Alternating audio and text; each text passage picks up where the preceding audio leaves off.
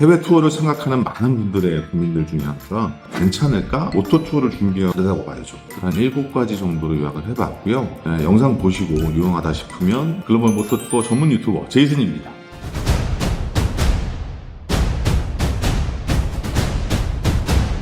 자, 우선 첫 번째. 일본의 도로는 우리나라와 다르게 좌측 통행입니다. 우리나라는 우측 통행이죠. 일본도 마찬가지입니다. 다만 좌측을 그렇게 하고요. 우측 통행을 할 때는 우회전을 하고자 할 때는 신호를 받아야 됩니다. 비보 좌회전처럼 녹색불만 켜지는 경우도 종종 있고 이게 신호 체계가 일본은 30초를 넘기지 않습니다. 그래서 굉장히 빨리 진행이 되는데 제가 가서 당황했던 거는 우회전할 때 우회전 신호가 있는 곳이 있고 없는 곳이 있어요. 없는 곳은 뭐 비보겠죠. 근데 우회전 하려고 하는 차선이 거의 중앙선 가까이까지 나가서 대기하는 그런 일들이 굉장히 많아요. 대기선이 거기까지 되어 있어요. 그래서 이거 뭐지? 생각을 해봤더니 우리는 좌측 통행을 하기도 하지만 우측 통행을 하는 이 차선, 이 라인까지는 나갈 수 있는 여지가 있더라고요. 대기를 그렇게 하더라고요. 그래서 만약에 반대편 차선에서 차가 오지 않으면 녹색불일 때 지나가도 되는 그런 경우도 있어서 요거는 신호 체계를 잘 보고 적응하시면 될 것 같습니다. 일본에서 제한 속도는 시내 기준 복잡한 곳은 대략 30km에서 50km 요 사이고요. 대부분 다 거의 50km라고 보시면 되고 이제 좀 시외로 나가게 되면 60km입니다. 60km인데 고속도로는 100km입니다. 100km. 예, 요거를 잘 알고 계셔야 되는 게 시내에도 그 속도 위반 단속 카메라가 있고요. 그리고 고속도로에도 이 단속 카메라가 있는데 물론 시외 시골로 가면 뭐 크게 카메라가 많지는 않습니다. 다만 이제 암행 순찰하는 차량이 있는데 우리나라도 똑같이 제네시스 쿠페로 뭐 경찰차 아닌 것처럼 따라오다가 갑자기 경광등 켜고 쫓아와서 벌금을 물리하죠. 일본도 있습니다. 제가 당황스러웠던 게 주행하고 있는데 갑자기 뒤에서 웬 평범한 승용차 머리 지붕 위에서 경광등이 퓨 올라오더라고요. 그래서 뾱뾱뾱뾱 하면서 쫓아와서 딱지를 끄는 경험이 있는데 물론 속도 위반하면 안 되겠죠. 근데 우리나라하고 다르게 일본은 고속도로를 바이크가 갈 수 있다 보니까 여지없이 달리고 싶은 욕망이 솟구칩니다. 이때 조금 자제를 하시면 좋을 것 같은데 잠깐은 괜찮은데 계속 주구장창 내가 가려고 하는 그 도로를 다 그렇게 속도를 내서 달리다 보면 나도 모르는 사이에 암행 순찰차가 와서 딱지를 떼기도 합니다. 이런 거 좀 주의하시면 될 것 같고요. 그리고 추월은 실선이 아닌 점선 구간에서 이루어지는데요. 추월 금지 구간이라고 딱 표지판이 되어 있습니다. 요거를 어기면 굉장히 위험하기도 하고 또 단속의 대상이 되기도 하고 그래서 이런 것들은 표지판 잘 보시고 다니셔야 되고 일본에서의 교통 좌측인 것만 좀 감안하더라도 우회전하는 것만 좀 신경 쓰시면 그렇게 어려운 부분은 아닙니다. 다만 이제 한국에 돌아왔을 때 중앙선을 넘어가는 헷갈림이 좀 있을 수 있다. 물론 긴장하고 있어서 다시 돌아오면 긴장이 풀리기도 하는데 그건 뭐 한 30분만 적응하시면 어렵지 않습니다. 다만 차선의 폭이라든가 차들이 앉아있는 운전자들 좌석이 좌측에 있는 게 아니라 우측에 있습니다. 그래서 항상 방어운전 하시고 일본 교통법을 잘 준수하시면 그렇게 어려운 부분이 없다고 봅니다. 일본은 준법 정신이 투철한 나라라서 고속도로 올라가도 쏘고 가는 건 한국 사람밖에 없어요. 대부분 다 규정 속도 지키거나 또 뭐 갑자기 끼어드는 그런 차들도 없고 자기 차선 잘 지키면서 가는 굉장히 준법 정신이 투철한 국민성을 갖고 있죠. 그리고 그러니까 모터사이클에 대한 배려가 굉장히 좋아서 자기가 천천히 가면 비켜줍니다. 외길 같은 경우 1차선밖에 없는 경우 이런 것들은 너무나 좋은 컨디션이고요. 아마 초보분들이 일본 가서 바이크를 탄다 그러면 오히려 적응을 하는데 더 쉬워서 바이크 타는데 좀 더 용기가 자신감이 생기지 않을까라는 생각을 한번 해봅니다. 크롬이나 구글에서 검색을 하셔서 렌탈 819를 검색하시면 일본에서 바이크를 렌탈할 수 있는 전국 지정 체인점이죠.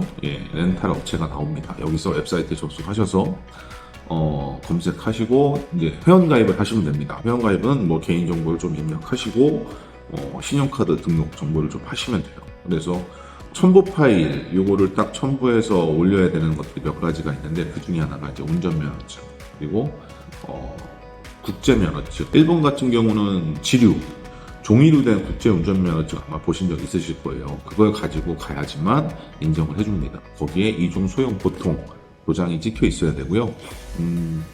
뭐 이거 발급은 뭐 운전면허 시험장 가셔도 되고 가까운 경찰서 민원실 가셔도 발급이 바로 되니까 뭐 어렵지 않게 만드실 수 있고, 렌탈 819에 가시면 그 바이크가 라인업으로 등급이 매겨져 있어요.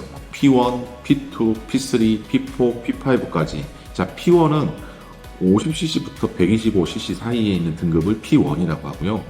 그 P2는 250, 뭐 125부터 뭐 250, 300cc까지가 P2, 그리고 P3는 350에서 뭐 한 650 사이가 P3. 자, P4는 650에서 1000cc 리터급이죠. 그리고 P5는 오버리터급 투어링이라고 보시면 됩니다. 그래서 P1, P2, P3 중에 렌탈 가격이 다 다릅니다. 예, P1이 제일 저렴하겠죠. 그래서 그 금액도 확인하시고 내가 어떤 등급의 몇 cc 바이크를 언제부터 어떻게 빌릴 건지 그 다 체크하는 항목이 있어요. 거기 들어가셔서 보시면 되고, 보통 P3급 빌리면 한 8만원, 7만원 이 정도 합니다. 뭐 여기도 마찬가지로 할리나 뭐 오버리터급은 좀 비싸겠죠. 30만원 이상인 걸로 알고 있습니다. 자, 그리고 그 선택하는 거에 보면 내가 원하는 기종이 어떤 지점은 있고 어떤 지점은 없는 경우도 있어요. 그래서 단체가 예약해서 이 바이크 라인업이 좀 필요하다 싶으면 메일을 따로 보내시면 됩니다. 저희가 BMW, 뭐 모토라드, 뭐 동호회인데 여기서 한 10명이 갑니다. 근데 여기에는 지금 세대밖에 없는데 요거 일주일간 빌릴 건데 수급이 가능할까요? 라고 해서 메일을 보내면 회신이 옵니다. 그런 거는 뭐 정리하시면 될 것 같고, 이 중에서 렌트를 하실 때 간혹 가다가 거치대가 없는 경우도 있어요. 그 바이크에. 그리고 USB 잭이 없는 경우도 있어요. 우리는 해외 나가서 구글 내비를 봐야 되는데 핸드폰 거치대도 없고 USB 잭도 없는 바이크를 빌렸다가는 굉장히 낭패를 보시겠죠. 그런 것들은 꼭 체크하시는 게 좋아요. 그래서 거기에 선택하기에 보시면 지금 자료 화면에 보시면 써 있어요. 떼들 때 뭐 탑박스 가능, 뭐 거치대 가능, 뭐 USB 잭 있음, 이런 것들이 이제 다 표기가 되어 있습니다. 그런 거 잘 확인하시고 렌탈하기 선택 예약하시면 될 것 같습니다.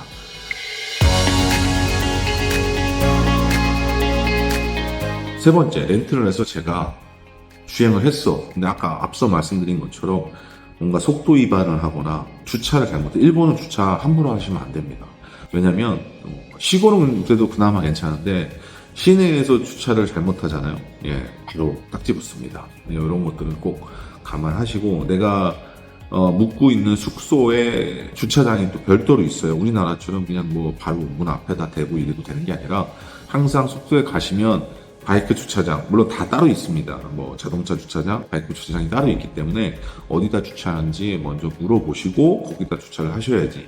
돈을 받는 곳도 있어요. 예, 일본, 우리나라는 보통 웬만하면서는 뭐 호텔 가면 자동차나 오토바이는 무료 주차가 되는데, 이 나라는 주차장 비용을 따로 받는 호텔도 있기 때문에 그건 꼭 알아보셔야 됩니다. 그래서 주차장 요금이 그렇게 비싸지는 않은데 이왕이면 딱지 안 끊는 게 좋으시니까. 자, 일본에서 과태료. 야, 이게 얼마가 나올까요? 꽤 비쌉니다. 10만원 이상이고요. 이 딱지를 받으시면 노란 종이죠. 여기 안에 경찰서 위치랑 전화번호가 나와 있어요. 그래서 가까운 금융은행에 가서 이 딱지를 가지고 가서 내 신분증이랑 가면 얼마 내라고 얘기를 해줍니다. 그래서 그 돈을 내시면 되는데, 그걸 안 내고 만약에 내가 투어를 끝냈어, 귀찮아 이랬는데 돌아오면 렌트사에서 제 카드로 차감을 하는데 그 딱지에 곱하기 2나 3? 이 정도 비용을 차감을 합니다. 억울하죠. 빨리 내면 되는데. 그러니까 이게 왜 그러냐면 우리나라도 시간이 지나면 과징금이 더 붙잖아요. 일본도 그렇다고 하니까 그거는 꼭 주의하시는 게 좋을 겁니다. 왜냐면 돈 더 주고 할 이유가 없잖아요. 자, 딱지에서 좀 해방되시고 유의하시길 부탁드리겠습니다.